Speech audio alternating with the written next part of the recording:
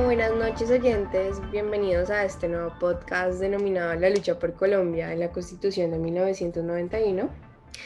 Me presento, mi nombre es Sofía Gutiérrez, soy la profesora titular de la Universidad ICESI y hoy pues tenemos un acompañante súper especial. Se los presento, se llama Colin González. Él es un estudiante que está aficionado pues al movimiento realizado por los universitarios en 1989 y pues el día de hoy lo tenemos como un invitado muy especial. Bienvenido, Colin, a este podcast. ¿Cómo te encuentras el día de hoy? ¿Cómo estás? Muy bien, gracias. Gracias por la invitación. Muy contento de hacer parte de este podcast y estar aquí acompañándolos y espero ser de gran ayuda. Súper bien, pues les comento pues que Colin el día de hoy va a liderar este podcast junto a mí sobre pues lo que es la historia de Colombia a finales de la década de 1980 y pues obvio toda la vivencia del extremo iniciada pues en 1991, pues donde recordemos que es una época de extrema violencia donde se vivieron disputas entre guerrillas y paramilitares y obviamente la integración de lo que sería el narcotráfico. Cabe resaltar que paralelamente a todos estos sucesos también se evidenció pues el procedimiento de paz por el presidente Virgilio Barco y claramente el inicio pues del gobierno de César Gaviria, donde surgió pues la promulgación de la Constitución de 1991, que es lo que vamos a tener como tema principal el día de hoy. Es importante ponernos en contexto de lo que está sucediendo antes de 1991 y por qué se dio la promulgación para reformar la antigua Constitución. Para ello vamos a iniciar con el surgimiento del movimiento estudiantil en 1989. Colin, coméntanos un poquito sobre eso. Bueno, pues recordemos que esta época eran tiempos bastante difíciles para cualquier joven. Se vivía un panorama de extrema violencia en el país donde el sentimiento de desesperanza se sentía en el ambiente, era el pan de cada día en las calles de Colombia, pero la Unión de los Estudiantes inició por la muerte de Luis Carlos Galán en manos del narcotraficante Pablo Escobar. Aquí se inició a la famosa Marcha del Silencio, la cual fue una movilización bastante simbólica y de énfasis pacífico, donde estudiantes de universidades públicas y privadas se unen en la marcha silenciosa mostrando la necesidad de paz. La marcha se denominó así porque años atrás se había dado una marcha que se denominaba igual en 1948, convocada por Jorge Eliezer Gaitán por la misma lucha contra la violencia en el país. Exactamente, esta movilización en 1989 giró en torno principalmente a una sola idea o propuesta que fue el llamado a la reforma constitucional, donde tomaron esta idea de reformar y la presentaron como un instrumento de paz. Solo le pido a Dios que el dolor no me sea indiferente. Gracias a este primer movimiento, pues se podría decir que se inició la propuesta para la creación de organizaciones estudiantiles, concretamente la FUEC, que fue el Frente Unido Estudiantil por Colombia, y ellos llegaron a tres conclusiones. Primero, que la corrupción en el Congreso exigía que se eliminaran los auxilios parlamentarios. Segundo, que la posibilidad legal de hacer plebiscitos y referéndums era un límite que hacía daño a la democracia y finalmente pedían el apoyo fuerte al llamado de la Asamblea Nacional. A medida que pasaba el tiempo, se originaron nuevas organizaciones estudiantiles como el MEC y el grupo estudiantil denominado Todavía Podemos Salvar a Colombia, donde se apoyaba la idea del grupo estudiantil denominado la Séptima Papeleta. Hablando de esto de la séptima papeleta, fue conformada en 1989 por estudiantes de universidades públicas y privadas. Este grupo tomó una gran relevancia ya que retomó la idea e impulsó en las elecciones de marzo de 1990 que sí incluyera la opción de poder apoyar o oponerse a la convocatoria de una Asamblea Nacional Constituyente. Cabe resaltar que en estas elecciones de marzo se debían elegir o votar por candidatos al Senado, Cámara de Representantes, Asamblea, juntas administrativas, Consejo y alcaldía, es decir, que se introdujo la séptima papeleta que era para votar por la Asamblea Constituyente y pues esta papeleta se depositaba en las urnas de votación. Además, es importante resaltar que esta propuesta de la Séptima Papeleta fue apoyada por grandes medios de comunicación y candidatos a las elecciones de marzo. De hecho, también tuvo una muy buena acogida por los grupos guerrilleros como los ya en ese momento desmovilizados del M-19 y las FARC. De hecho, hablando de los grupos guerrilleros, recordemos que en esa época, en la presidencia de Virgilio Barco, se hizo la negociación de la desmovilización de varios grupos guerrilleros como el M-19. Y pues es de gran relevancia mencionar que pues durante este proceso de negociación, el grupo guerrillero exigió que se convocara una asamblea constituyente y pues para reformar la constitución, para así poder que se incluyeran partidos diferentes a los tradicionales como lo eran los conservadores y liberales, podemos evidenciar que el gobierno nacional no aceptó esta propuesta, ya pues por diversos motivos. En ese momento estábamos pues todo lo que eran los grandes carteles de narcotráfico y podían aprovechar la consulta para hacer una consulta sobre la extradición. Pero pues claramente esto tuvo que recobrar mucho valor en la séptima papeleta, ya que pues exigió otra vez esta asamblea constituyente. Y por desgracia, la registraduría destruyó las papeletas como hacen con los votos una vez que ya son contados. Es decir, que nunca sabremos con certeza cuántas personas votaron por la Asamblea Nacional Constituyente.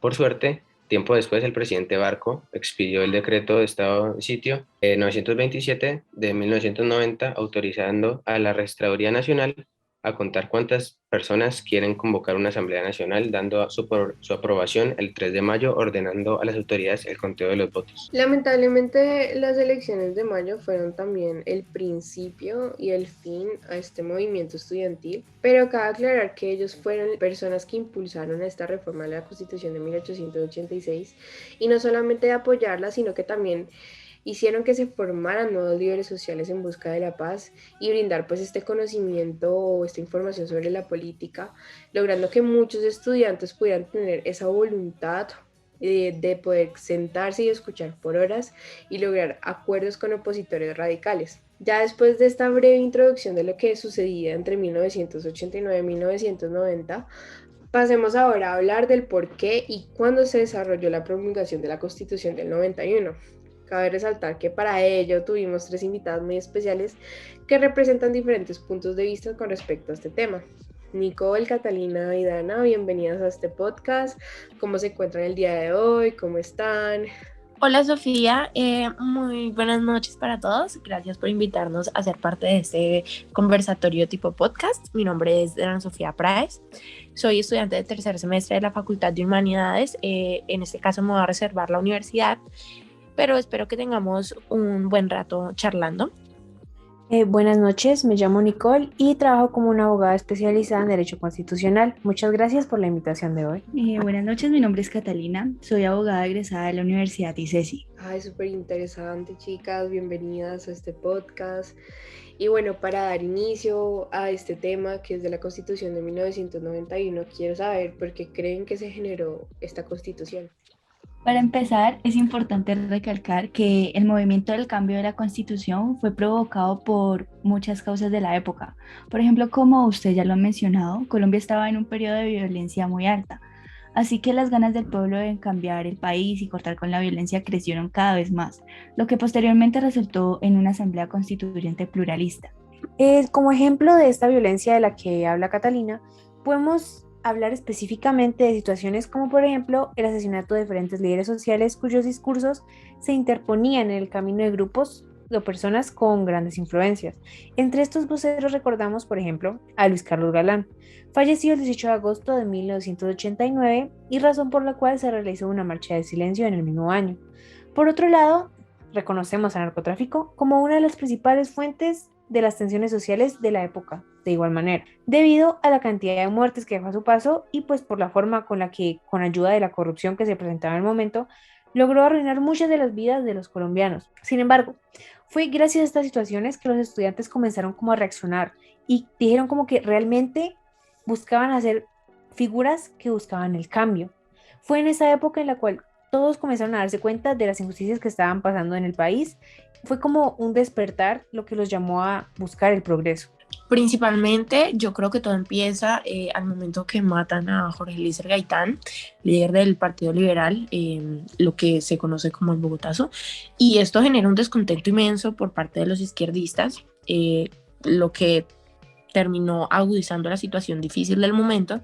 Por eso y más razones que involucran violencia y masacres se hizo la Constitución de 1991 que ahorita conocemos. Además, también la Constitución de 1886 pues ya estaba muy vieja y tenía todavía ideas muy conservadoras y necesitábamos un cambio. Otro factor que se tuvo en cuenta en el cambio de la Constitución fue el de restablecer el orden público, ya que en los años 80 el narcotráfico empezó a financiar las guerrillas, que empezaron a cobrar el impuesto de gramaje, el cual fue un porcentaje de producción y comercialización de un comercio ilegal que iba en ascenso en esta década de los 80.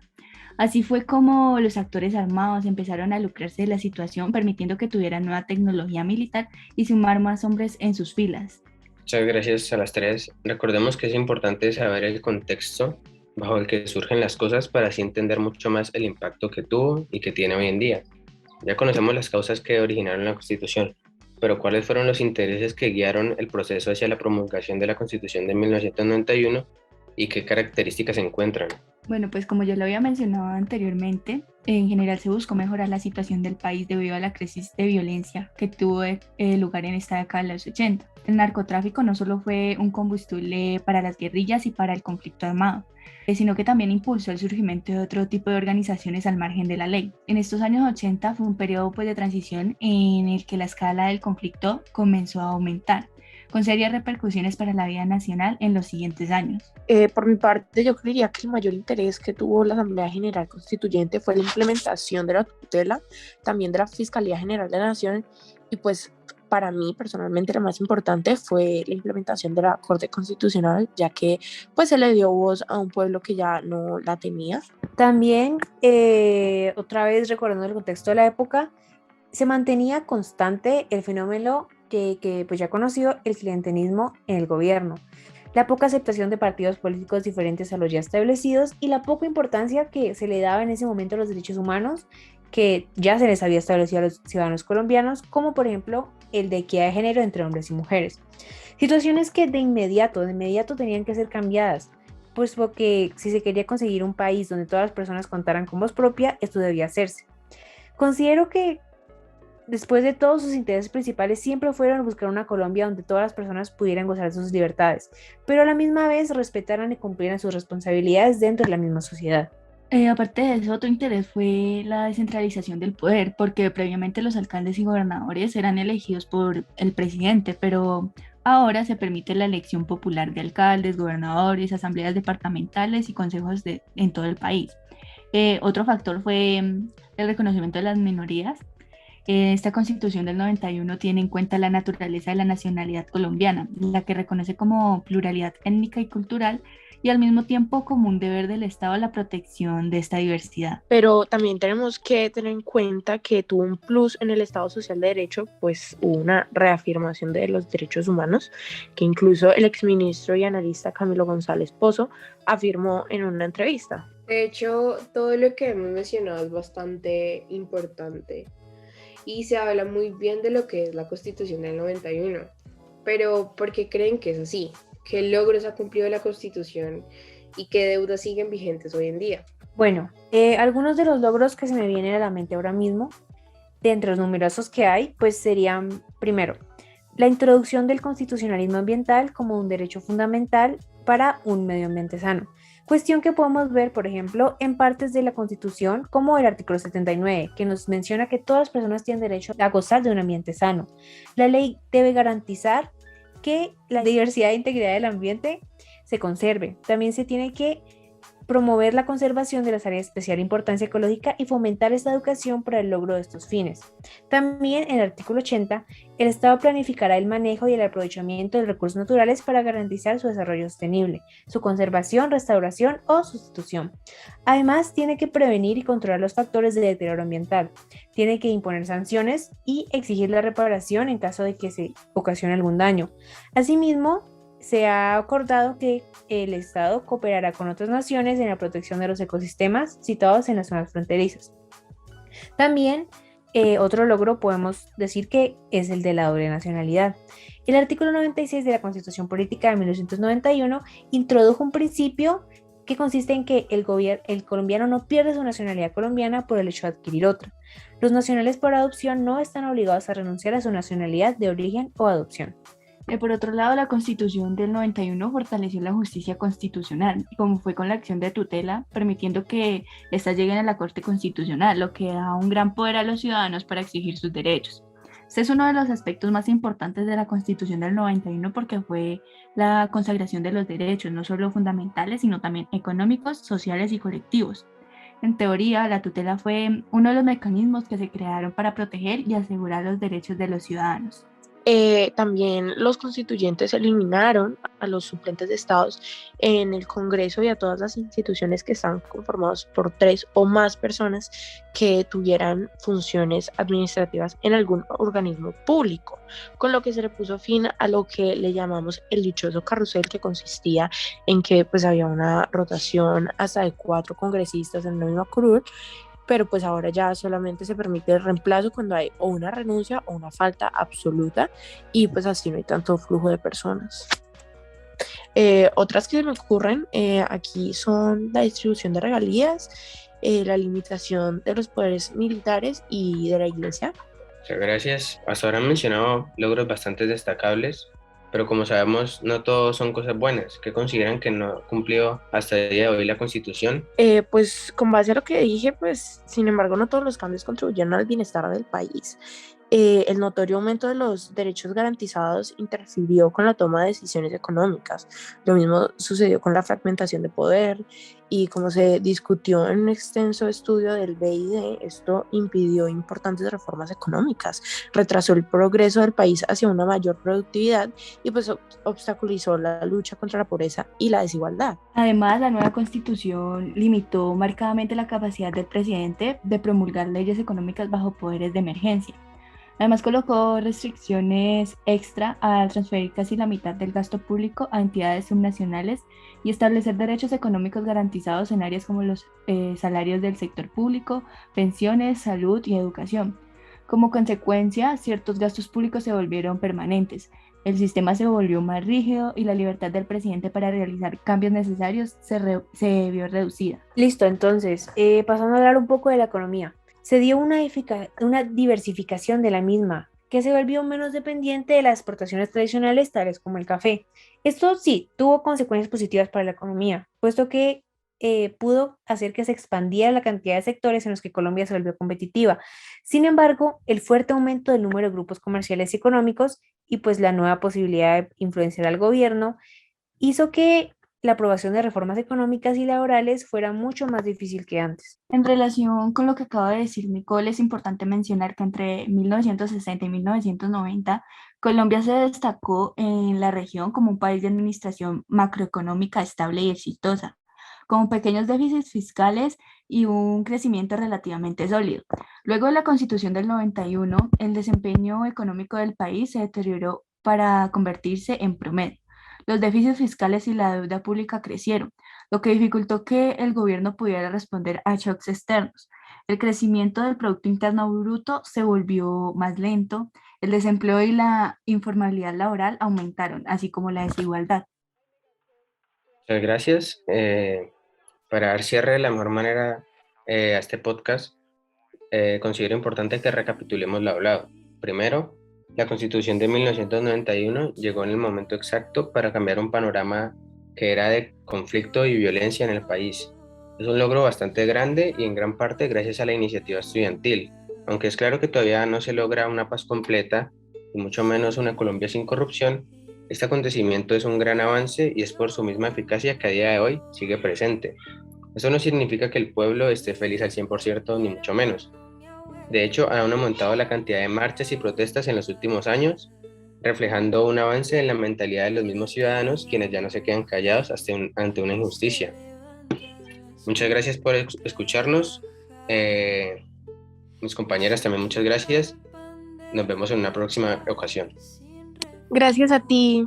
Listo, chicos, la verdad estoy muy agradecida de tenernos el día de hoy y poder compartir este tema tan especial y tan importante que fue lo de la Constitución de 1991. Antes de finalizar, quería mencionar a todos los oyentes que este podcast fue influenciado por una de los libros muy importantes de la Universidad de los Andes, que fue escrito por Julieta Lemaitre Ripoll. Se llama El derecho como conjuro, fetichismo legal, violencia y movimientos sociales. Aquí pues nos inspiramos con todo lo que es la marcha y todo lo que es el inicio de la Constitución de 1991. También quería mencionar que fuimos inspirados por otros podcasts que tienen que ver también con este tema. Quiero mencionar uno que sacó la Universidad Nacional, que se llama Punto Crítico, y pues la verdad estamos pues muy felices de tocar este tema y ver diferentes puntos de vista con estas invitadas tan especiales. Muchas gracias, Colin, muchas gracias, niños, por el día de hoy, y que tengan un muy bonito día. Hasta luego. Y mi deber es protegerte, pero no sé si esta noche hoy llego a cenar. Ay, mi llanura, ay, cómo dueles, que la luz no se nos esconda, ni la fuerza que prevalece.